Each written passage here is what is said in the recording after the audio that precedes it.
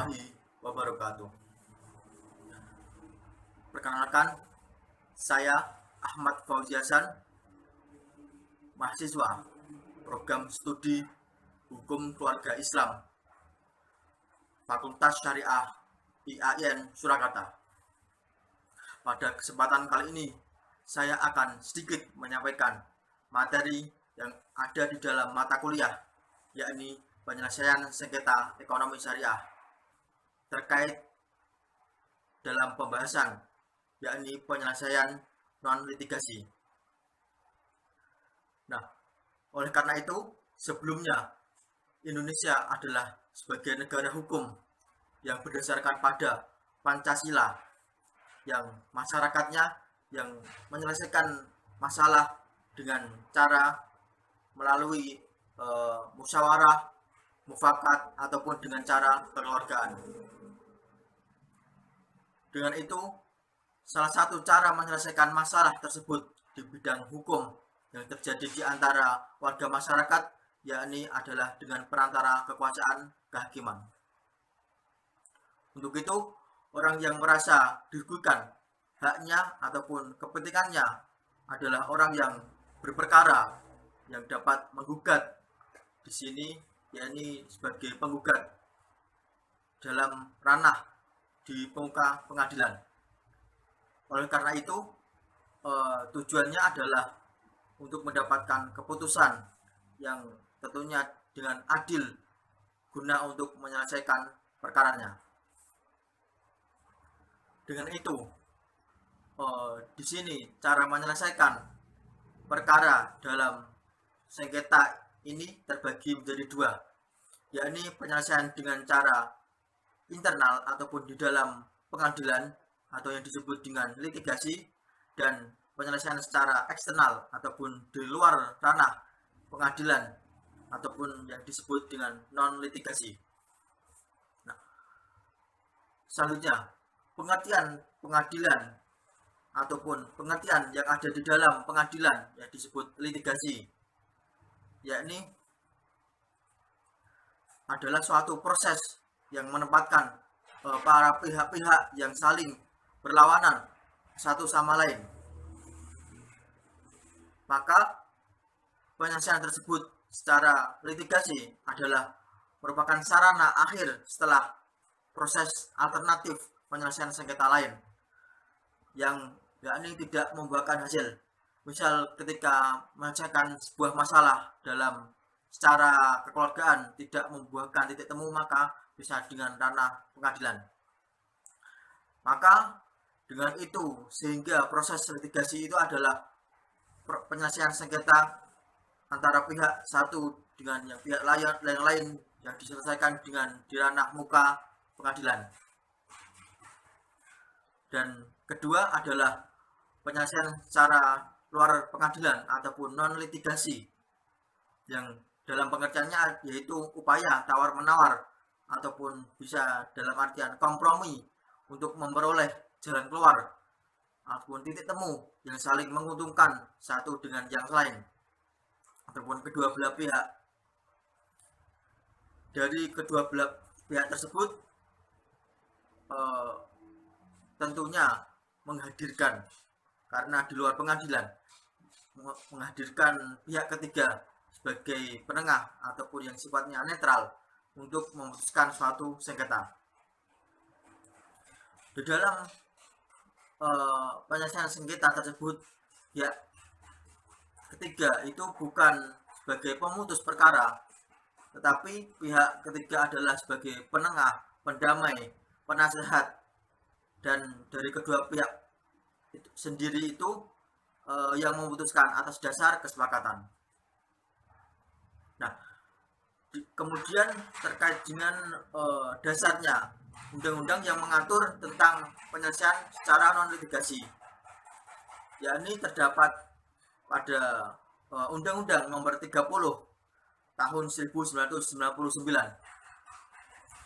tentang arbitrase dan alternatif penyelesaian sengketa atau disingkat dengan APS.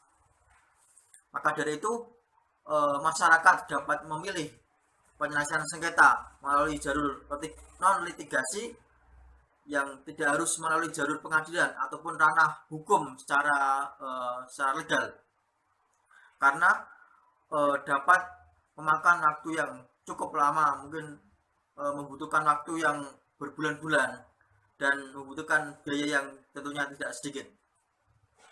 Nah, dari itu maka penyelesaian sengketa menurut pasal tersebut, menurut undang-undang tersebut, bahwa terdapat pasal, yakni pasal 1 angka 10 undang-undang tadi, yakni Undang-Undang Nomor 30 tahun 99, bahwa lembaga penyelesaian sengketa ataupun beda pendapat melalui prosedur yang disepakati oleh para pihak, yakni penyelesaian di luar pengadilan dengan cara konsultasi, negosiasi, konsiliasi, ataupun mediasi. Sedangkan arbitrase itu sendiri adalah cara penyelesaian suatu sengketa terkait dengan perdata di luar peradilan umum yang tentunya didasarkan pada perjanjian arbitrase yang dibuat secara tertulis oleh para pihak yang bersengketa atau antara kedua belah pihak. Nah, terkait itu pemutusan sengketa ini dilakukan oleh hakim yang berdasarkan pada persetujuan kedua belah pihak, bahwa kedua belah pihak tersebut harus dan semestinya itu tunduk dan menaati keputusan yang diberikan oleh hakim. Dan selanjutnya, arbitrase juga merupakan sistem penyelesaian yang secara non litigasi yang paling formal, mengingat bahwa arbitrase ini merupakan suatu proses yang dilakukan oleh kedua belah pihak yang bersengketa dan menyerahkan sengketa tersebut kepada pihak ketiga. Nah, pihak ketiga ini mempunyai wewenang untuk memberikan suatu membantu dalam menyelesaikan masalahnya. Nah, adapun sifatnya adalah mengikat dari kedua belah pihak yang bersengketa. Nah, berdasarkan undang-undang tadi yang telah dicantumkan dalam Undang-Undang Nomor 30 tahun 1999, yaitu terkait pada pasal 1 angka 10 tadi, terdapat bahwa lembaga-lembaga yang dapat menyelesaikan di luar pengadilan, yakni seperti pertama adalah lembaga terkait dengan konsultasi. Konsultasi dalam pengertiannya yaitu suatu tindakan yang bersifat personal, artinya individual, yang dalam suatu pihak tertentu yang dinamakan klien dengan pihak lain yang merupakan pihak yang membantu itu yang namanya adalah konsultan, di mana pihak konsultan itu memberikan pendapatnya kepada klien tersebut sesuai dengan keperluan dan kebutuhannya si klien tersebut. Nah, seorang klien itu yang sifatnya personal antara pihak konsultan, antara klien dengan konsultan itu merupakan satu dengan yang lain yang harusnya saling membantu, di mana pihak konsultan itu memberikan pendapat, saran, motivasi kepada klien tersebut. Jadi di sini klien itu membutuhkan pendapat, masukan, saran, dan mungkin informasi terkait dengan bagaimana cara menyelesaikan, bagaimana rambu-rambu untuk menyelesaikan sengketa itu sendiri. Kemudian yang selanjutnya, klien juga memberikan pendapat hukum terkait di mana klien itu untuk memberikan informasi-informasi. Selanjutnya terkait dengan keputusan penyelesaian sengketa akan diambil oleh para pihak. Jadi di sini keputusannya adalah kesepakatan dari kedua belah pihak. Selanjutnya adalah pada lembaga negosiasi. Negosiasi dalam pengertiannya yaitu komunikasi langsung yang diatur untuk mencapai titik temu. Titik temu dalam artian kesepakatan antara kedua belah pihak yang mempunyai kepentingan yang sama ataupun yang berbeda. Jadi di sini berembuk dalam pemikiran yang sama ataupun yang berbeda. Nah, terkait dengan hasil ataupun terkait dengan hasil akhirnya berhasil ataupun tidak, itu merupakan suatu keberhasilan dari rebukan tersebut. Intinya negosiasi itu adalah berdiskusi antara kedua belah pihak, seperti itu. Nah, sehingga negosiasi secara umum dapat diartikan sebagai suatu upaya penyelesaian sengketa oleh pihak yang bersengketa tanpa melalui pengadilan dengan tujuan untuk mencapai kesepakatan bersama dengan kerjasama antara kedua belah pihak maupun dengan negosiator, perangnya yang namanya negosiator yang dibubui dengan rasa keharmonisan dan kreatif. Selanjutnya adalah lembaga mediasi. Mediasi dalam maknanya yaitu upaya penyelesaian sengketa dengan melibatkan pihak-pihak ketiga yang sifatnya netral. Jadi di sini tidak memihak kanan ataupun tidak memihak kiri untuk mengambil keputusan, membantu pihak-pihak yang bersengketa untuk mencari solusi yang tepat ataupun jawaban dari sengketa itu sendiri, sehingga penyelesaian itu dapat diterima oleh kedua belah pihak. Mediasi juga sebagai suatu proses untuk mendamaikan dengan perantara orangnya, yaitu yang namanya mediator, yaitu adalah orang ketiga yang dipercaya sebagai membantu untuk mencarikan titik temu dalam penyelesaian sengketa secara adil, efektif, dan efisien tanpa merugikan salah satu dari pihak, misalnya A ataupun pihak B, dengan biaya yang tentunya ringan. Oke, selanjutnya yaitu penyelesaian pada bagian ataupun pada macam, yakni konsiliasi. Apa itu konsiliasi? Konsiliasi berasal dari bahasa Inggris, yakni conciliation, artinya perdamaian, yang dimaknai sebagai penyelesaian sengketa secara konsensus ataupun secara kesepakatan musyawarah dari kedua belah pihak. Dengan itu, maka seorang konsiliator itu sifatnya netral, yang berperan aktif maupun tidak aktif dalam membantu dari kedua belah pihak tersebut.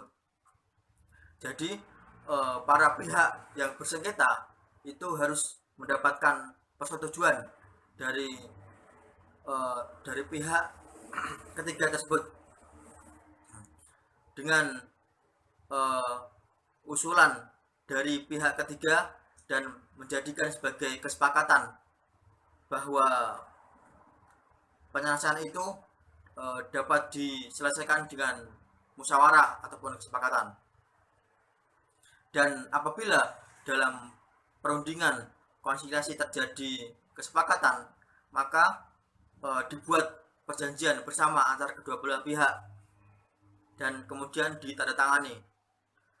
Namun apabila tidak mencapai titik temu, artinya tidak terjadi kesepakatan, maka para pihak yang merasa kurang puas ataupun tidak sesuai ataupun kurang setuju dengan permintaan ataupun tuntutannya, itu dapat mengajukan gugatan, tentunya ke ranah pengadilan. Jadi penengah akan bertindak menjadi konsiliator dengan kesepakatan para pihak dengan mengusahakan mencari solusi yang terbaik untuk dapat diterima oleh kedua belah pihak. Dan macam ataupun cara penyelesaian sengketa non litigasi yang terakhir adalah dengan penilaian ahli. Ahli di sini adalah ahli yang mempunyai skill atau mempunyai keterampilan, mempunyai wawasan dalam ranah ataupun dalam bidang hukum, yakni dimaknai sebagai pendapat para ahli untuk suatu hal yang bersifat teknis sesuai dengan bidang ataupun keahliannya masing-masing. Dalam perkembangannya,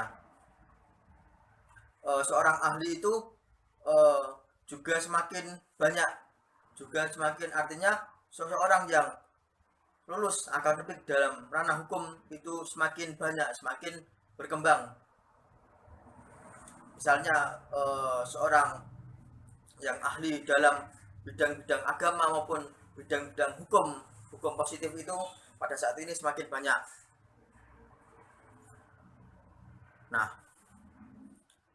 terkait dengan hal tersebut, maka beda pula cara penyelesaiannya, beda pula terkait dengan makna maksud dari menyelesaikan sengketa tersebut. Jadi di sini terdapat berbagai ataupun bermacam-macam cara menyelesaikan sengketa. Itu tadi adalah cara penyelesaian sengketa. Kemudian dari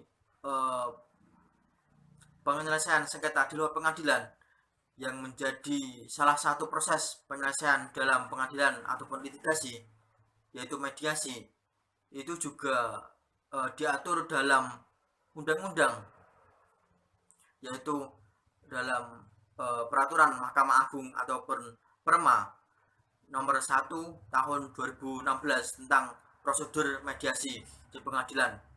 Jadi di sini dalam penyelesaian sengketa dengan mediasi itu ada dua, mediasi di luar pengadilan itu sendiri, dan mediasi di dalam pengadilan itu sendiri.